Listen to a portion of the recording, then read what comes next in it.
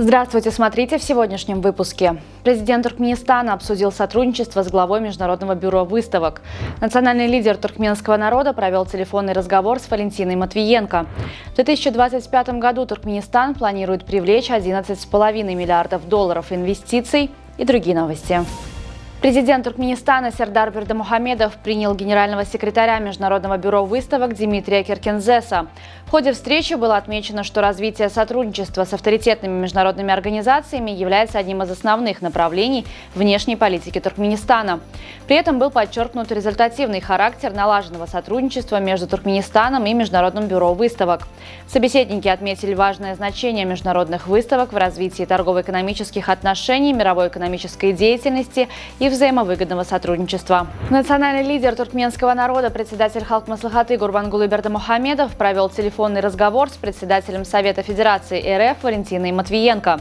Стороны обсудили текущее состояние и перспективы туркмено-российского сотрудничества, отметив ключевую роль парламентариев в развитии межгосударственного диалога.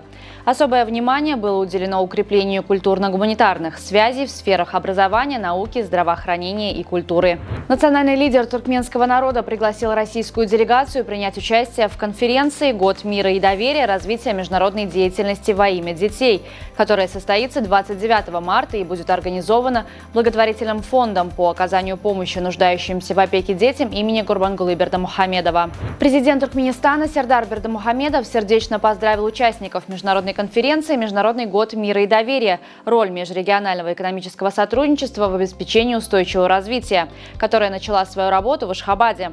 Форум приурочен к празднованию 30-летия постоянного нейтралитета Туркменистана.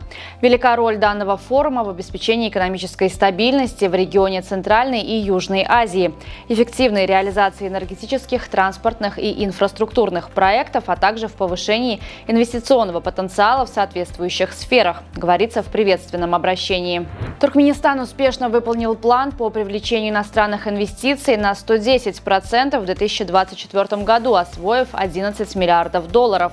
Об этом заявил заместитель министра финансов и экономики Туркменистана Яхшиев во время выступления на международном форуме по привлечению инвестиций в частный сектор, инвестиций в будущее Туркменистана. По его словам, на 2025 год правительство Туркменистана планирует увеличить объем привлекаемых инвестиций до 11,5 миллиардов долларов. Согласно представленным данным, 65,6% запланированных инвестиций будут направлены на проекты производственного назначения. При этом 32,9% всех инвестиций планируется освоить через частный сектор, а 9,7% за счет иностранных инвесторов.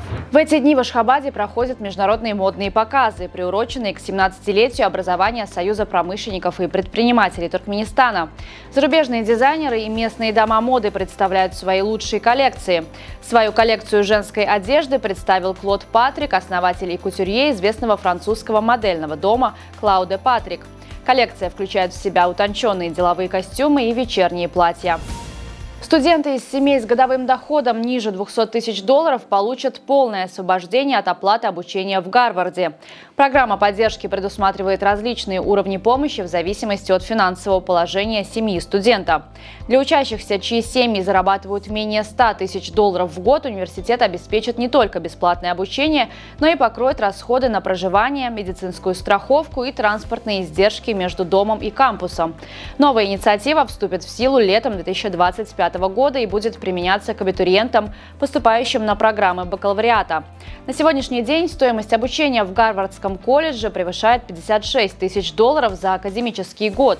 При этом полная стоимость, включающая проживание, питание и другие сопутствующие расходы, достигает почти 83 тысяч долларов. На побережье Южной Австралии более сотни серферов пострадали после контакта с таинственной пеной, появившейся на местных пляжах. Это же явление привело к гибели множества морских обитателей, включая рыб и осьминогов. Местные власти были вынуждены закрыть пляжи Уэйтпинга и Парсонс. По предварительной версии, необычная пена могла образоваться в результате цветения микроводорослей, чему способствовали аномально высокие температуры, застойные явления в воде и продолжительная жаркая погода в регионе. Серферы, контактировавшие с загрязненной водой, сообщают о серьезных проблемах со здоровьем. Среди симптомов – ухудшение зрения, раздражение глаз, приступы кашля и затрудненное дыхание. Шахматная федерация Туркменистана учредила новую серию турниров Гран-при с нововведением трансляции партий в режиме реального времени. Серия состоит из 6 турниров в классическом формате, которые пройдут во всех 5 вилаятах Туркменистана и столице. По результатам всей серии в каждой категории будут определены по 16 лучших игроков, которые примут участие в финальном этапе плей-офф в столице. Победители получат прямые путевки в Высшую лигу Туркменистана 2026 года, где будет сформирована национальная сборная для международных соревнований. Главной особенностью турнира стала первая в истории туркменских шахмат онлайн-трансляция.